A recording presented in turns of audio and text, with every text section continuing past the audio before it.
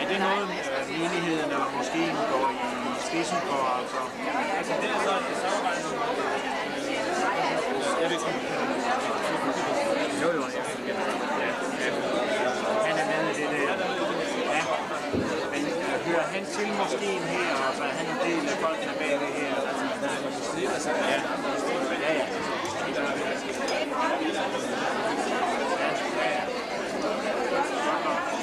Der er altså noget at hente her. Siger han noget? Må jeg indkomme?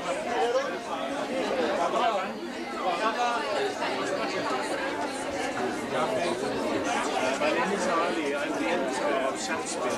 Yes.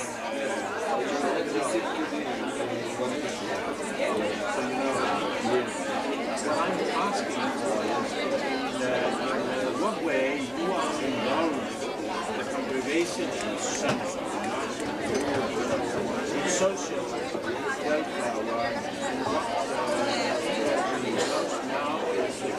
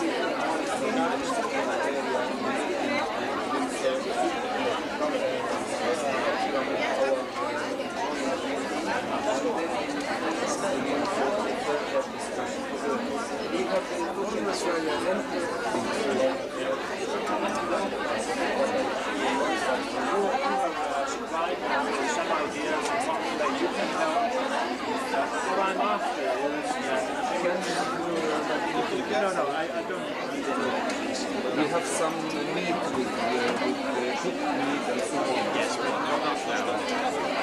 Now, what I'm asking maybe to have an appointment between you and one of the freelance journalists who work for me, asking you questions about ideas of what have you said to the SSP committee and what's your idea, what do you do when you are preaching in the mosque and such things. If I can let her phone you. Yes. Do you like to have my phone? Yes. I can have it on here. Or if you have a card, yes. It's not a card, it's one piece of paper. Okay. But the use is the same. And then I'll say that I have different times seen your names and you have been quoted in the papers. And even if we don't belong to the same religion, I think it was quite reasonable and sensible. So I'm looking forward to that project. One of the last things we did was to write about this Islamic Christian Center relations between Christians and Muslims in Birmingham, Sally Oaks College. There's a Dane there who's the leader. It's a theological faculty under one of the universities. John Nielsen. Yes, I know him. You know him. And you know about his work. His wife, she is Christian from Aleppo. Maybe. From Syria. At least he got his studies with me in Lebanon, I think. We let him know that this new event Islamic religion in Denmark. Would you like to see? No, I won't discuss because so many people want to talk with you now. Just control the Is it this one or the Deepin? And this book yes, here. Yes, You yes. can have this copy. And I think somewhere there's the address of the... But I think, in fact, most of the work he does there is along the lines you were talking about. So, You know, there was a seminar sponsored by August University 4 years ago under the title Muslim yes, yeah. and they presented a paper concerning the behavior of non-Islamic minorities in Britain, speaking of the Jewish community. Ladies and gentlemen, dear guests, you have spoken too much and it's my turn to talk. I have kept my mouth shut for a long period of time. It's my duty in this place to talk on Fridays and in other occasions. So it's my pleasure to open the session of discussions. Mr. Team is with us also. I feel that it's very important for him as a conductor of this program to take part, and Mr. Ashami, who had spoken about the practical matters also, is with us. If you like to put your question in English, in Danish, and somebody can help me, if your comment is for me to answer, you can say it in Danish and I can receive the translation and then give the answer. So who is going to start?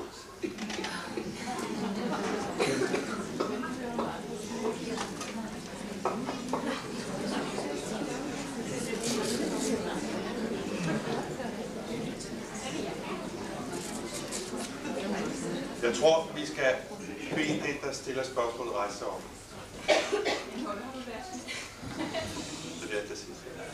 Jeg vil gerne spørge, at der blev fortalt, at muslimerne, der kom her til landet, opfattede europæerne som materialistiske og et folk uden tro, mange af dem. Og det er sikkert også rigtigt, at sådan er det bare ikke. Sådan er det her. Nu er det noget med, at vi skal lære hinanden at kende og forstå hinanden at kende. Jeg personligt og mange andre, som jeg, vil gerne forstå, hvad det er at være muslim, og hvad det indebærer, og vil gerne respektere, at sådan er der nogen, der lever. Hvad gør I for at oplyse jeres folk om os, at vi faktisk er nogle materialistiske, utroende folk, og det må man altså så også prøve at acceptere, lige så vel som vi vil prøve at acceptere det modsatte.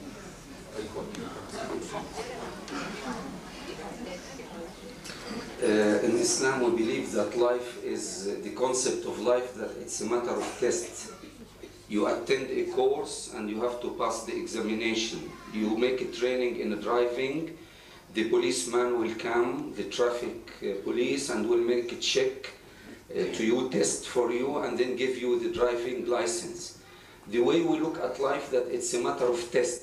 We are being tested to use our intellectual capacities, resources, everything for the best of mankind. And we have to go ahead with discussion. When you put a question to a disbeliever, a person, he or she, who does not believe in the existence of God, and you ask him or her, who had created us? The typical answer is nature. And they feel that they are happy and that they have put us in the corner. So it's nature, keep it quiet. But you proceed with them. Who is nature? Mountain is the part of the nature. Clouds and oceans are part of the nature. Can we describe nature as a creator? I think we are trying to escape. When we speak about materialistic, intellectual, and spiritual values, it's touchable. Everybody can feel about it, can think about it. But what is the best approach? It's the divine revelation. When you buy a car, the manufacturer will tell you how to use it. The fabricator, the fashioner, the producer, the creator is Allah. And He capable to give us the answer how to operate this life the same way we buy a kitchen machine or a washing machine and we have the instruction manual to follow it. Otherwise, we shall spoil the machine and there is no guarantee. That's why epidemics, wars, the pollution of the environment, all problems, because we have operated life without the instruction manual of God, of Allah. Islam is the last revelation, or Quran. People, mankind had believed in Judaism before, in Christianity, and later on in Islam. And this is my proposal. Take time to think about it. So the point now for us is to give ourselves more time to think. Who are we as human beings? Do we have a creator? Do we have any spiritual need we have to satisfy? It was brought to my knowledge that about 2 years ago, the Danes started to request Ministry of Education to teach religion once again, Christendom or Christianity. They have a need now for some spiritual or moral values. They like to adhere to their background in Christianity. So this is our problem, the spiritual side, the satisfaction, the peace. Especially here in Scandinavia, everything is provided. It's the welfare countries or area or zone, but even though people does not have the real happiness, some of them are suffering from depression, some mental problems, and some of them would like to commit suicide. We have to think deeply about this matter. If we can satisfy the spiritual needs of people, and in which way, I think we can sort out the problem.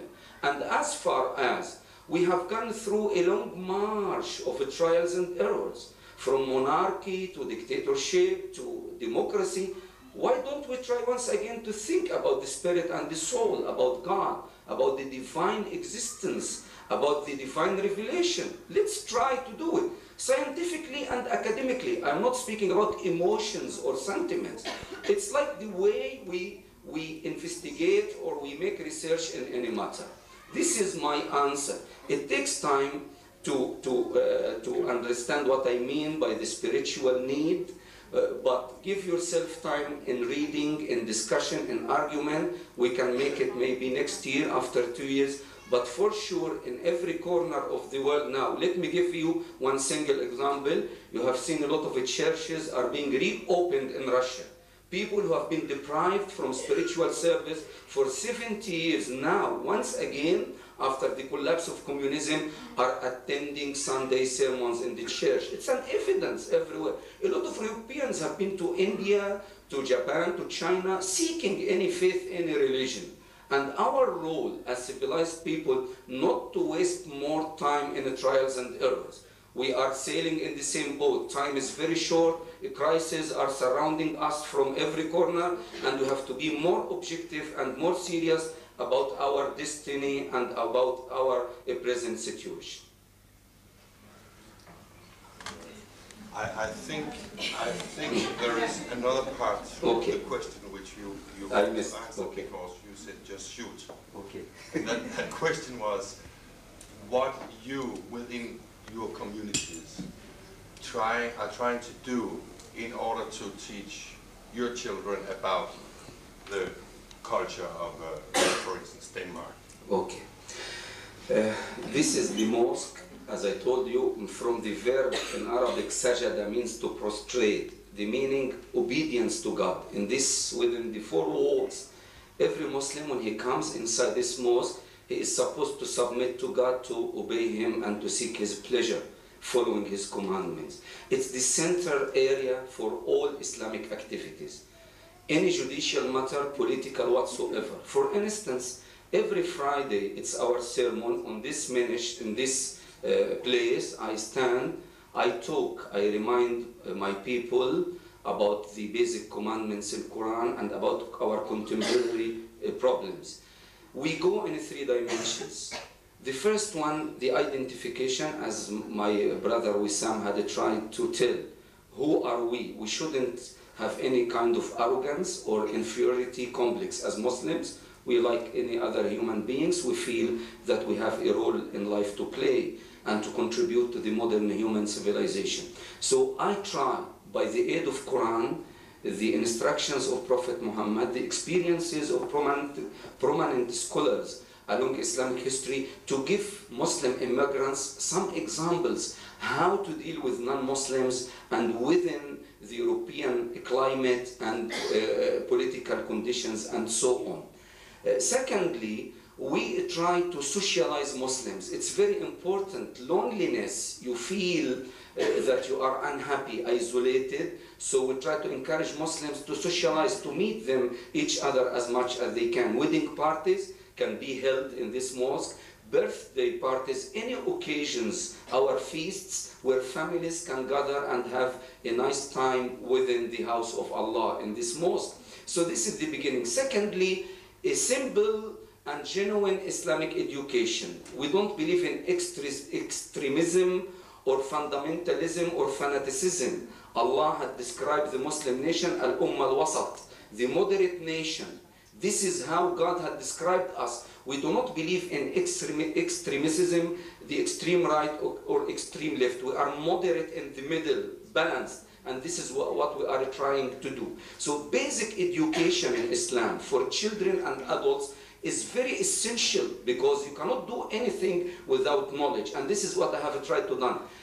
In every weekend in this mosque and in other cities in Denmark, I used to pay visits and open circles for introductory understanding of Islam. I have seen a good response from Muslim immigrants. I can tell you, your presence here is a sign about the outcome of our work, our openness, communication with the Western culture, where anybody can come from Danes and Europeans, meet with us, attend our sermons, and have discussions. Yes?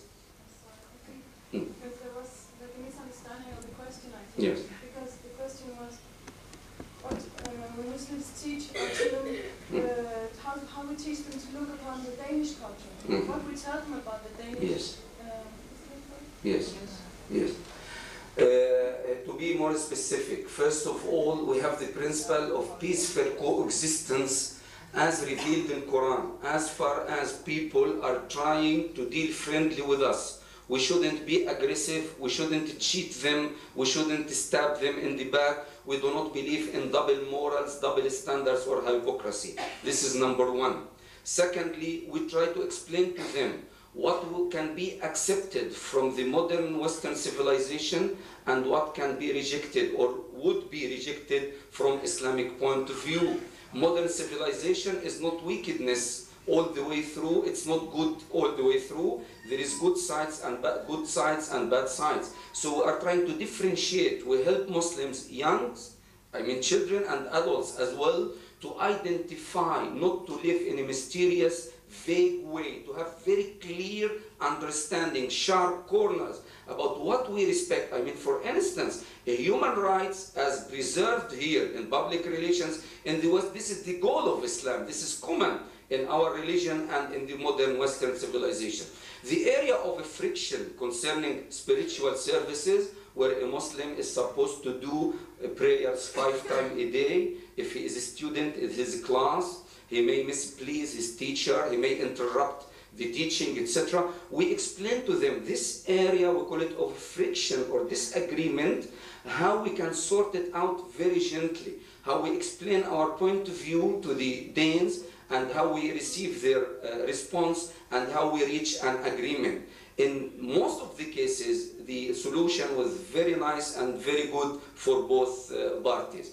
We also educate our children not to disrespect any person because of his faith. Your faith is for yourself, and God will judge you in the last day of judgment, in the doomsday. So as far as people deals with you gently, try to do the same. Thirdly or fourthly, we try to encourage our children here to acquire knowledge, to go to schools, even to proceed to higher education universities, and to be useful members on the society. As far as we are working in the field of industry, education, medicine, this is for the well-being of mankind. It is the same goal in Islam. We encourage Muslims here, and we put in their minds hopes and enthusiasm to educate more and to reach higher levels of education, to show a good example about Islam in practice, not in theory. This is briefly the points. We also encourage children to communicate with their classmates, to discuss with them, to invite them to their homes, to visit their Danish friends also, to have some sort of normal relation, and for everybody to respect the other party within the everyday activities and so on. I hope it's okay.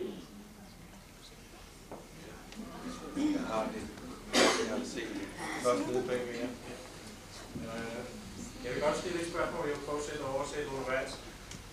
Der blev talt om samfundet og modtagelsen og holdningen til de fremmede.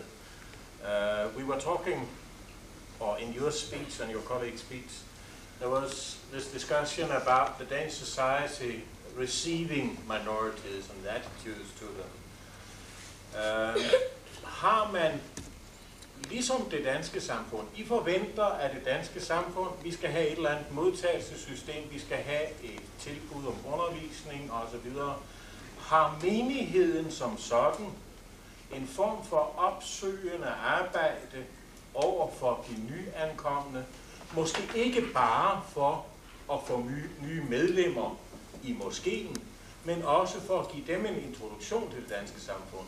Altså, the question is about in what way does the congregation here receive newcomers, not only to make them members of the local mosque, but also to give them a sort of introduction to the Danish society? Thanks for this question.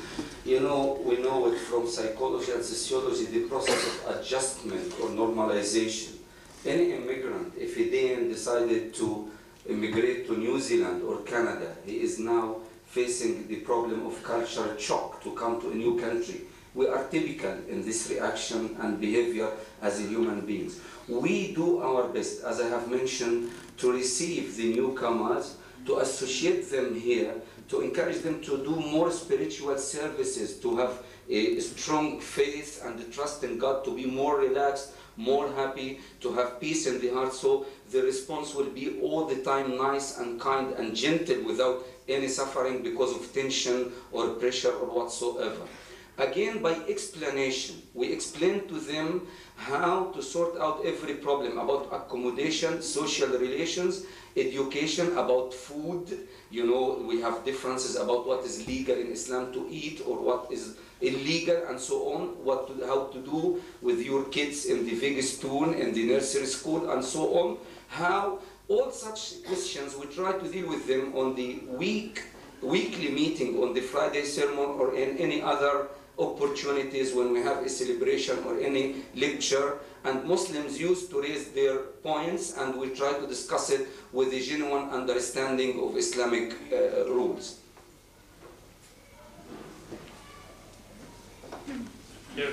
Jeg vil også tilføje noget. Som sagt, altså som Abu Abdullah har sagt, som Ahmed Abullah har sagt, altså at det man er i gang med, hvis systemet var anderledes altså indrettet, ikke, så ville vi gerne altså have været med til at lave noget lige fra den begyndelse, som jeg helt har snakket om. Men desværre, hvis vi tager altså sådan, altså flygtninge, altså problematikken, ikke, når de kommer herind, jamen, så bliver det altså stusset ind altså et system, ikke, et forstenet system, som man ikke kan komme udenom. Ikke? Og derfor altså, er der ikke plads til nogen altså, for at komme ind og lave noget. Ikke? Det hører et bestemt sted. Ikke? Og der skal de altså have deres integration, altså i godsøjne selvfølgelig, altså bliver ved med at sige. Ikke? Og så kan man bare ikke komme ind andet af det, altså at vi sørger for her altså i moskeen, altså at gøre det ene og gøre det andet. Ikke? Men vi håber altså, at det her forstenede system altså kan blive lidt løsere, ikke? Så vi kan komme ind i et billede og så lave noget. Tak. Yes, please. Vi har i den danske folkeskole et fag, der hedder kristendomskundskab. Vi har også, synes jeg, en mærkværdig paragraf, hvor i man har mulighed for at blive fri for det der fag. Og jeg synes, den er mærkværdig, fordi vi skal orientere om kristendomskundskab, vi skal ikke forkynde. Vi skal altså ikke forsøge at gøre muslimer til kristne. Jeg synes, det er utrolig vigtigt, at også muslimske børn bliver orienteret om kristendommen, i det vores samfund jo er gennemsyret af kristendommen. Jeg vil derfor godt tænke mig at spørge, hvis I får spørgsmålet fra muslimske forældre om muligheden for, at deres barn skal være fritaget, hvad siger I så til dem? Fordi jeg siger altid til muslimske forældre, at deres børn naturligvis skal have kristendomskundskab, og det er altid lykkedes mig nu at overbevise dem om, at det er vigtigt. Men hvad siger I? Ja, altså jeg kunne tænke mig at høre, hvad siger I til de forældre, der stiller det spørgsmål om, deres børn skal være med til kristendomsundervisning i folkeskolen?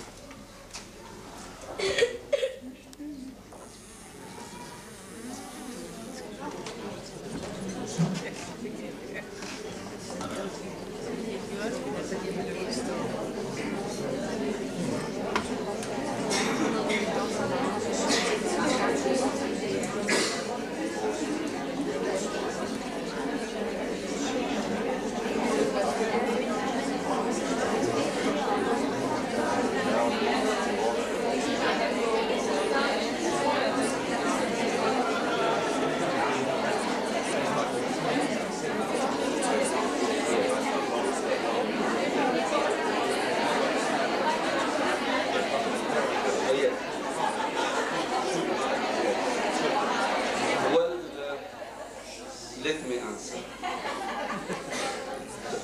You know, a lot of areas, politics, sex and religion is so sensitive in the Western culture. We are very open. Quran is speaking about sexology very open. We teach it to our children since the age of 7, but in a different way, because we have been brought up, have been born because of a sexual relation between man and the woman, our fathers and mothers. We don't have any sensitive area to tackle in Islam. Every area can be discussed. And we teach our children, as I told you, Prophet Muhammad was commissioned about 570 years after the mission of Jesus and so on. And we believe a lot of arguments, explanations, one complete chapter of 200 verses, the 3rd chapter in Quran, the Imrans, the family of Mary. There is a single chapter in Quran under the name of Mary itself. Christianity, different sects of Christians are written in Quran. And Prophet Muhammad had met delegations from Christians and Jews and argued with them and give them evidences that he is the Messiah, the last prophet of God, and so on. So we have no sensitivity whatsoever to speak about Christianity and to let our children, it's the contrary. When our children used to recite Quran, the traditional circles of Quran, the name of Jews and the Christians and Moses and Jesus are repeated many times in the Quran. Anytime you open the Quran, you will meet a name of a group, a religion, a prophet, a leader, or whatsoever. We have no objection for our children to communicate and to listen. But the problem, it could offend Christians, because a Muslim child with his innocence in belief in the oneness of Allah, he does not believe in the Holy Trinity, he may offend the teacher itself. He will put a typical question, can you give me one single proof from the Bible, it's written there in Matthew or Luke or whatsoever, that you have to believe in the Holy Trinity? That's why we are a little bit trying to be gentle because of the response of our children. But if they like to attend the classes of any religion, any ideology, we have no objection at all in Quran and in our basic commandments. نعم. Is it the full question or another part of the question? I think actually it's... Do you like to add something? Yes, I would like to very much. Yes. Jeg vil så gøre det på dansk. Jeg er dansk muslim, og jeg vil så ikke tale om, hvad menigheden vil råde sine medlemmer til. Jeg vil tale om mig selv, hvordan jeg selv har det med mine børn, og hvordan jeg ikke ønsker, at de skal deltage i kristendomsundervisning i skolen. Dels fordi, som det danske system også er, at vi har både kristendomsundervisning i skolesystemet og religionsundervisning. Og på samme måde er faktisk islam indrettet. til, at vores børn også skal lære om andre religioner. Ja, de skal også vide om kristendommen. Men på et senere tidspunkt, ligesom det er først religionsundervisningen indført på senere tidspunkt i det danske skolevæsen. Kristendomsundervisningen er det grundlæggende. Og det bliver ikke altid bare oplyst, som det nu er nævnt her. Det bliver også undervist som fakta, altså som den tro, vi har i Danmark. Ikke? Og derfor mener jeg, sagtens lytter jeg sig selv også, fordi jeg selv er dansker, absolut godt oplyst om kristendom, men det kan de fleste muslimer faktisk også, i og med, at der er så meget kristendom i islam, og at Jesus og Maria er omtalt, må fred være med dem begge to, som han siger, et helt kapitel i Koranen, og det er faktisk de samme sæt leveregler. Så det vi ligesom fortæller vores børn, det er, at de har en lidt anden måde at gøre tingene på, de kristne, end vi har. De tror ikke på én Gud, de tror på treenigheden.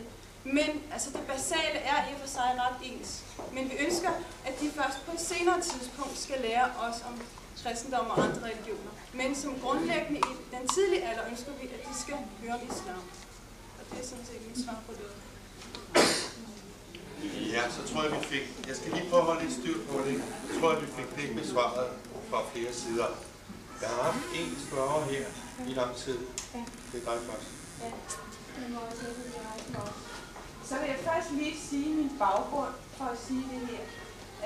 Jeg har været som kontorassistent eller kontorfunktionær på en skole for kursus for udlændinge og undervisningscenter for unge indvandrere. Og grunden til, at jeg overhovedet stiller mig op nu og siger noget, det er, at jeg forstår udmærket godt, at indvandrerne holder på deres tro. Vi er selv, om jeg så må sige, i slægt med immigranter, som holder på har dansk kirke og dansk klub og så videre nede i Sydamerika. Og det ser man jo uanset hvad det er for et folk, der emigrerer, at de holder sig bredt på deres tro og på deres kultur. Men det, jeg synes, der er det svære ved det, det er, at der bliver sagt, at det er danskerne, der har en arrogance og måske også intolerance over for udlændinge. Og jeg mange gange synes, at det er omvendt. At det er udlændinge, der har en arrogance og intolerance over for danskere.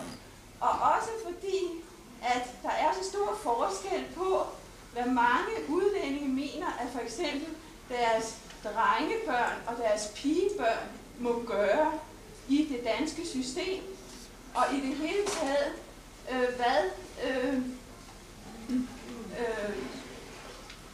altså arrogancen, mener jeg, er på den måde, at mange af de unge mænd, der kommer til Danmark, de tror, at danskerne de er fuldstændig uden nogen form for moral, at deres etik, den er simpelthen fuldstændig blottet, og at der er fuldstændig ingen grænser for, hvad de må over for danske piger. De har faktisk mere respekt over for deres egne nationer, hvad det angår. Og så er der en anden ting, det er, at hvis man på forhånd havde fortalt, at danskerne, de er jo ikke en homogen masse. Der kan godt være, at der er mange, der ikke tror på Gud. Men hvis du kommer... Danmark er et ganske lille land, men hvis du kommer rundt i landet, er der så utrolig mange former for religioner, og i det hele taget så mange former for etik inden for det danske samfund. Du kommer over i mange af de små samfund i Jylland og så videre, så er religionen meget stærk, og moral utrolig streng. Så jeg synes ikke, man kan slå danskerne sammen over en banket. Well, it was a rather long question. I'll try to do my best. First of all, to make it a little bit short. Now, what will you answer if it is now said that oftentimes it is actually also the immigrants who bring with them arrogance towards the Danes and the Danish culture? That's the first part of it. And also, how do you think about the possibility that Denmark is a pluralistic society which means that the Danes are very different in between themselves. Yeah. If you travel around, you will learn that you also have Danes who believe in God and who actually do have an ethic. Yes.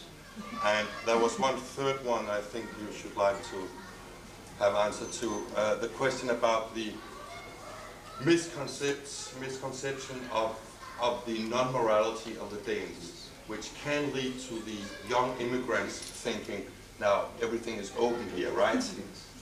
Okay.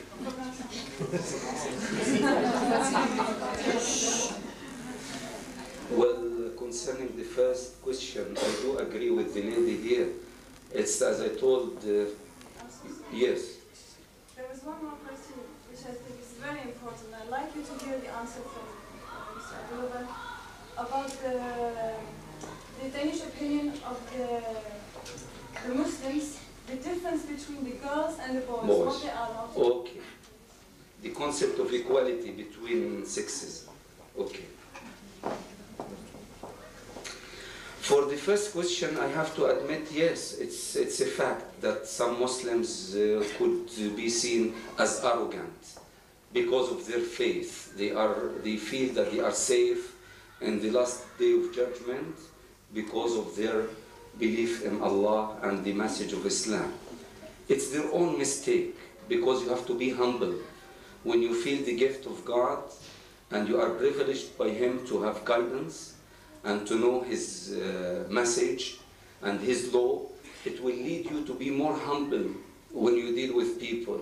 And as I told you before, this is a typical human psychological mechanism, the reactive response, people changing from one society to another.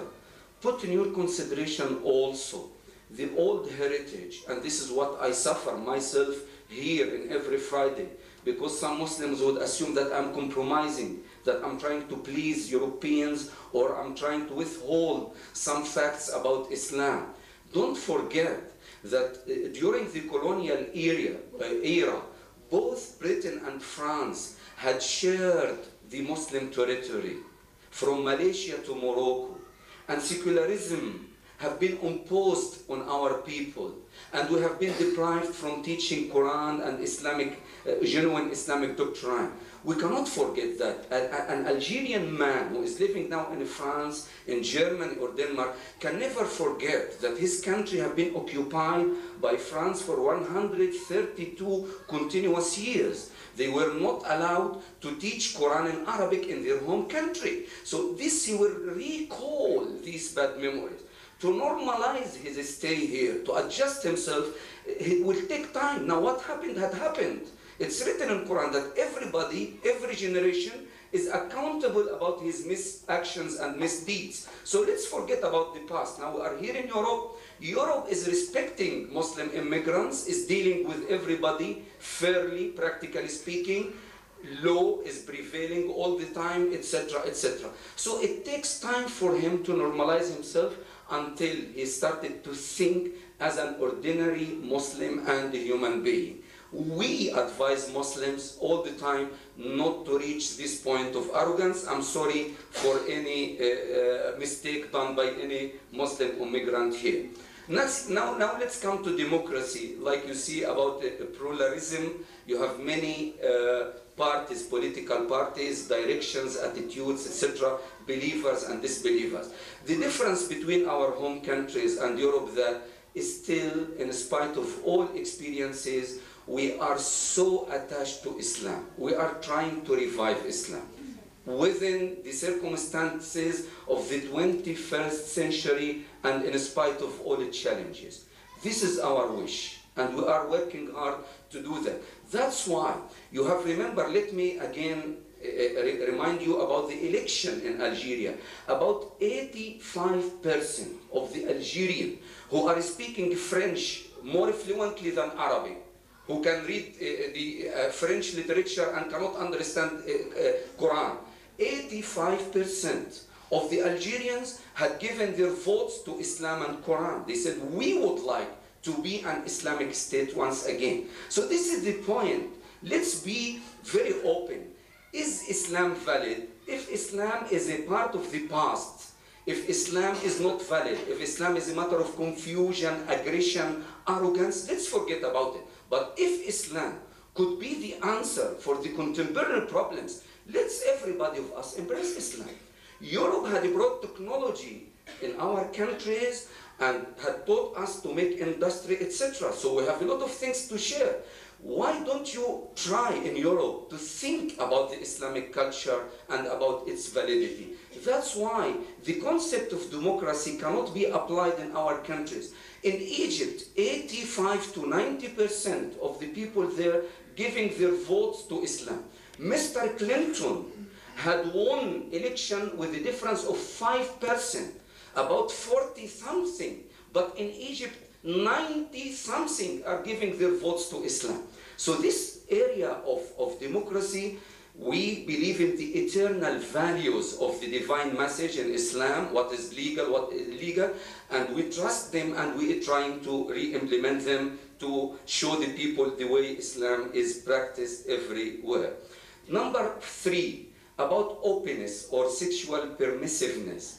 Again, it's very wrong for a human being to think in eating, drinking, and making love all the time. I don't feel that this is the way a real human being should live. All the time thinking about sex, about money, about enjoyment, about this materialistic value. It's part of our life, I cannot deny it. But I think it's very wrong. I couldn't imagine a Muslim who believes in the spiritual values, who should fast Ramadan and abstain drinking and eating from dawn time to sunset. In summer here, the first time I came, I fasted Ramadan in July for 20 hours, continuous. No sexual relation with my wife.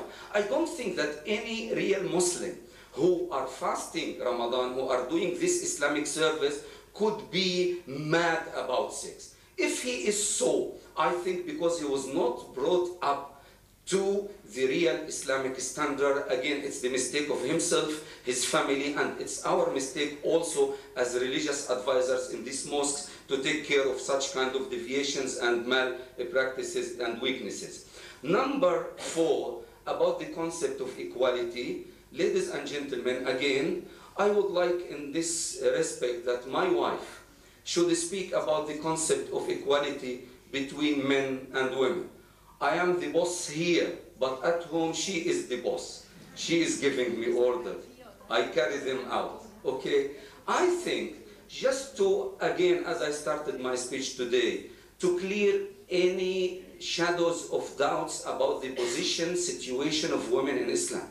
Let me, until my wife prepares herself to this tough battle, recall from Quran, in the first chapter of Quran, when God, Allah had created Adam and Eve, He addressed them in an equal platform. O Adam, you and your wife enjoy your stay in the garden of God and don't come near to this tree. So God, Allah, had addressed them both.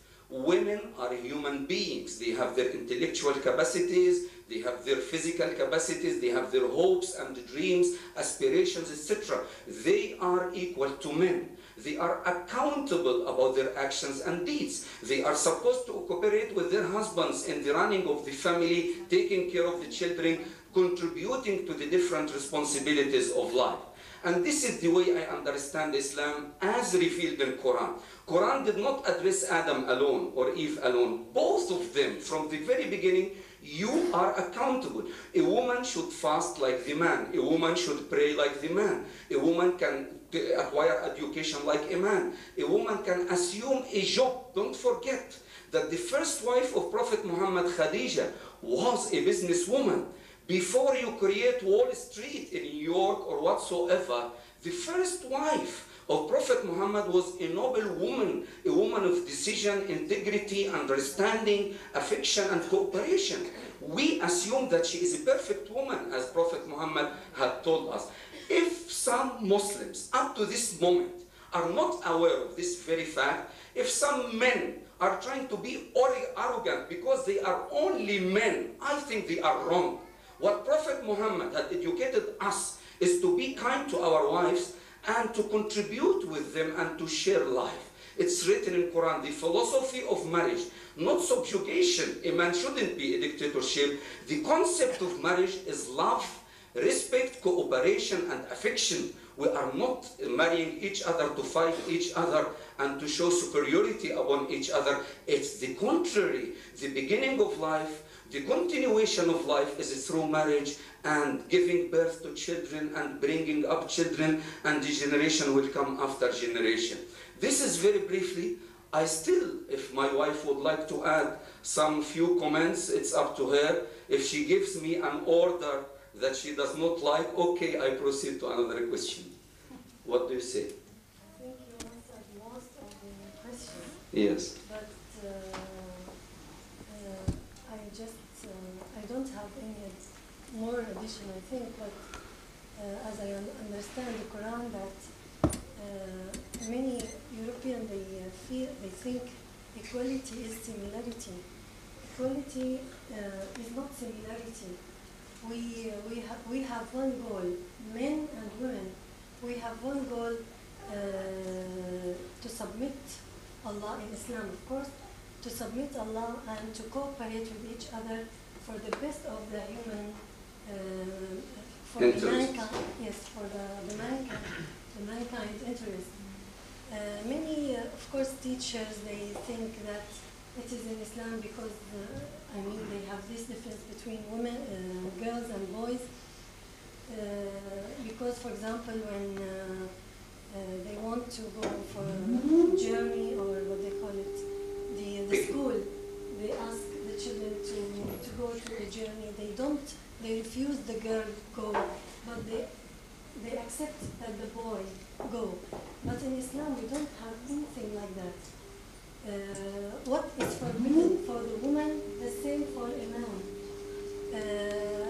Many Muslims, they allow that the man can make sex everywhere and he is not, what they call it, accused. But in Islam, it's not like that, and it is very clear in Islam. A woman and a man, the person who do this, he will have this, and the woman who do this, she will have this. We are both, we have one mission, mission, and we have to help each other. Women are qualified with some qualifications. Men, they are qualified with some qualifications.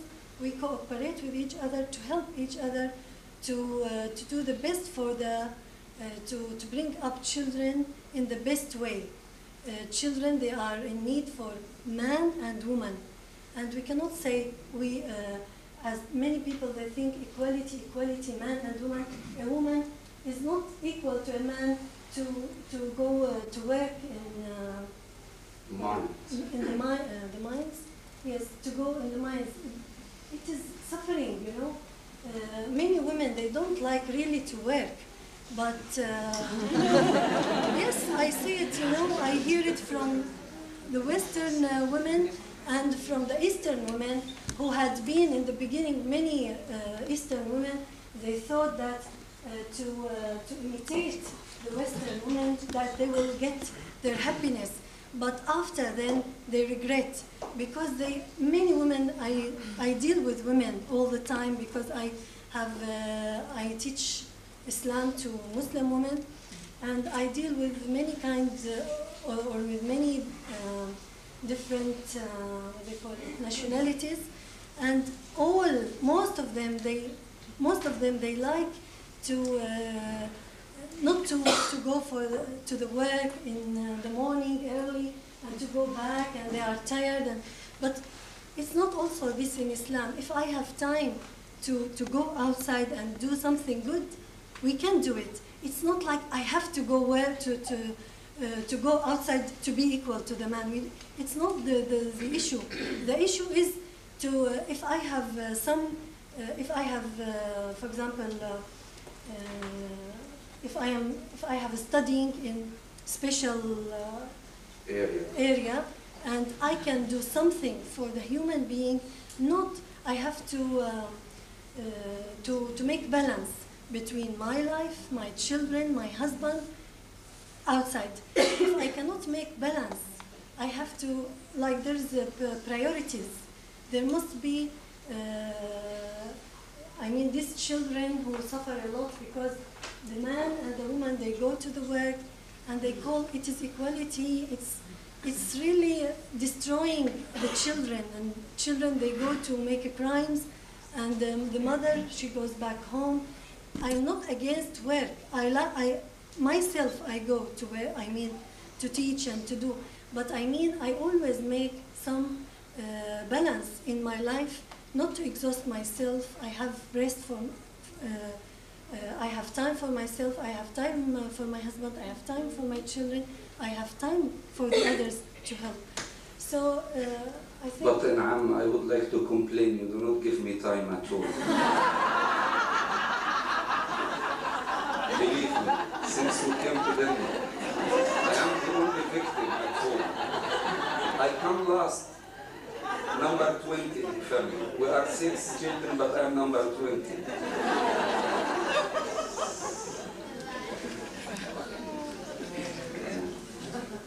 Vi synes, at den dame, som stillede spørgsmål for, hun fik ikke helt svar, fordi jeg synes, seksualmoralen, den er ikke helt uddybet endnu.